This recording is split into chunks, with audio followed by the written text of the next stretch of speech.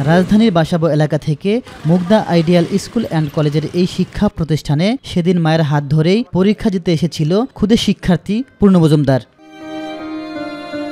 এরপর যথাসময়ে পরীক্ষা যখন শেষ হলো তখন সহপাঠী ও বিদ্যালয়ের অন্যান্য শিক্ষার্থীরা স্কুল ত্যাগ করলেও পঞ্চম শ্রেণীর ছাত্র পূর্ণ মজুমদার কানের প্রচণ্ড ব্যথায় কাতরাচ্ছেন শ্রেণীকক্ষের একপাশে।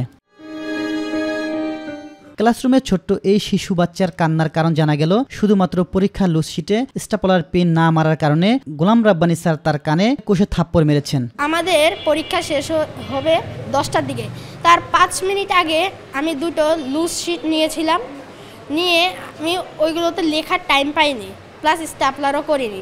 তখন পরীক্ষা শেষ হয়ে গিয়েছিল। তারপরে স্যার এসে আমার খাতাটা যখন নিবে তখন দেখেছিল আমি লুজ শিট স্টাপলারও করিনি এবং লিখিও নি। পরে স্যার বলেছে, তুমি কেন লুজ শিট স্টাপলার করোনি এবং লেখোও নেই। তখন এই কথা বলে সাথে সাথে স্যার আমাকে একটা চটকানা বসিয়ে দেয় বাম কানে।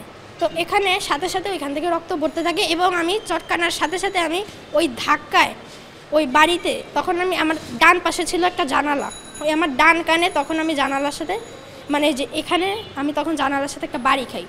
তখনই আমার মাথাটা অনেক ব্যথা পাই আমি এবং আমি সাথে সাথে কান্না করা শুরু করে দিই। এ ব্যাপারে মতিঝিল আইডিয়াল স্কুল অ্যান্ড কলেজের অধ্যক্ষ জানান, অভিযুক্ত শিক্ষক গোলাম রাব্বানীর বিরুদ্ধে নেওয়া হয়েছে প্রয়োজনীয় ব্যবস্থা।